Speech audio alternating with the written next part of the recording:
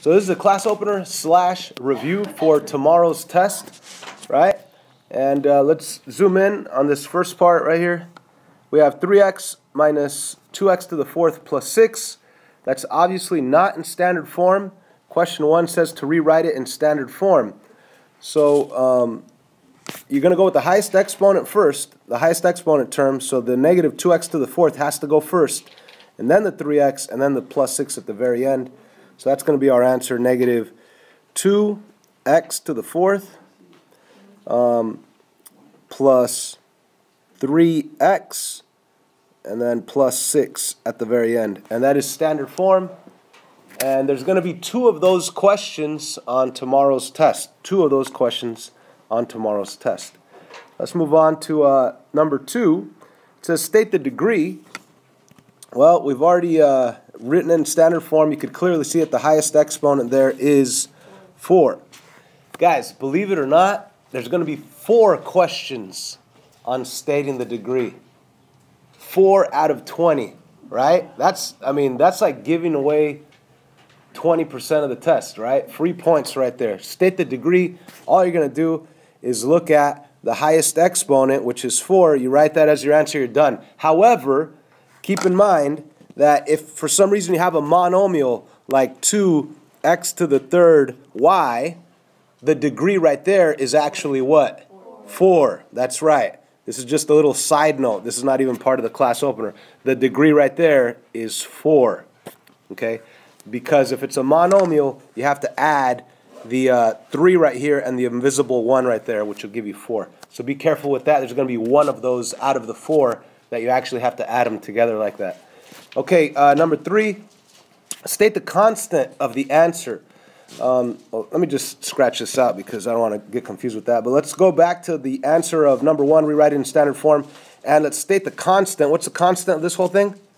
6, that's right. So 6 is the answer. It's the number without a variable.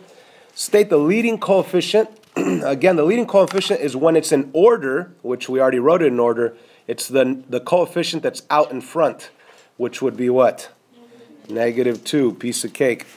Now let's classify it.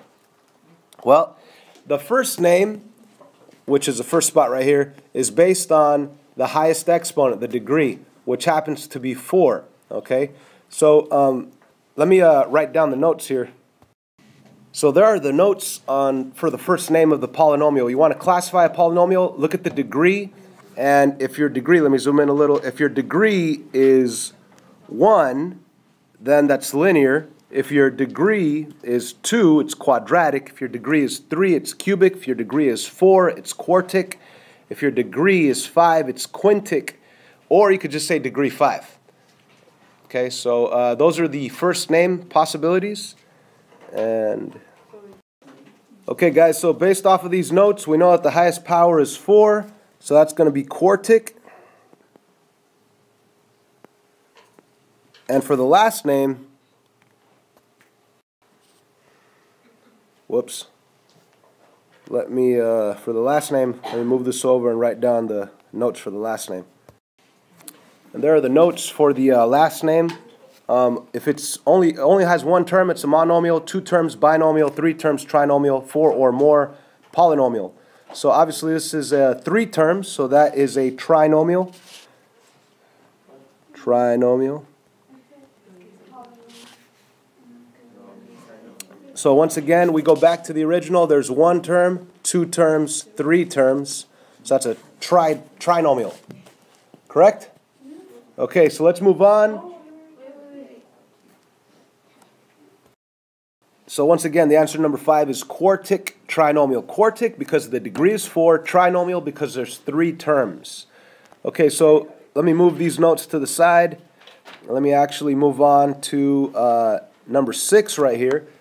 Now, number 6, we have quadratic trinomial minus another quadratic trinomial. And what you do is if you have a minus sign, like you do right here, you need to change all of these signs because the minus sign gets distributed to each term. So I want to take that minus and put it on the 11, put it on the 8x, put it on the minus 5. So that's going to make it a negative 11x squared. It's going to make it a minus 8x and a plus 5. And the notice that the first quadratic trinomial, there's nothing to distribute out in the front. If there were a number, I would distribute it. If there were a negative sign, I would distribute it. But there's nothing to distribute, so I could technically just rewrite it as 11x squared minus 2x plus 5. And now I could look at this whole thing and decide, what do I want to combine? I could combine this 11x squared with the negative 11x squared. So what I want to do is circle what I want to combine, the positive 11x squared with the negative 11x squared, and that completely cancels out. And then I move on to the x's, and on the x's I have a negative 2x, and I could combine it with the negative 8x, and what am I going to get? Negative 10x. And last but not least, I could combine this plus 5 with this plus 5, and that'll give me a plus 10. So, ladies and gentlemen, after combining, let me just show off my vocab here. After combining my quadratic trinomial minus the other quadratic trinomial, I ended up with an answer that is what? A linear, because the power is 1, binomial, because there's 2 terms. Okay? Let's move on to number 7 here. Number 7, that's just a regular distributive property problem. However, there's 2 terms to distribute. On tomorrow's test, we're going to have monomials that we need to distribute. We're going to have binomials. So right here we have a binomial. We're going to distribute one at a time. So I'm going to totally ignore the 5, and I'm just going to focus in on the x. X times 3x squared. That gives me 3x to the third. X times negative x gives me a negative x squared. And then x times 1 way over there, that's going to give me a positive 1x. Or I could just put x, it doesn't really matter. And then I'm going to distribute the 5. The positive 5 distributed to the 3x squared, I want to get what? 15x squared. Sorry. And then the 5 times negative x. And 5 times 1. So out of all those terms, I could combine, I want to start with the highest exponent, 3x to the third. There's nothing to combine it with, so that's the first part of my answer, 3x to the third. Then I'm going to go to the next highest exponent, the minus x squared, with the plus 15x squared. That's going to give me a positive 13x squared. And then I'm just checking to see if you guys are paying attention. Yeah, 14, of course. Good job. Yeah. And then we go to the plus 1 with the minus 5, negative 4. Let me stay consistent here with the answer. Negative 4x, and last but not least, the plus 5.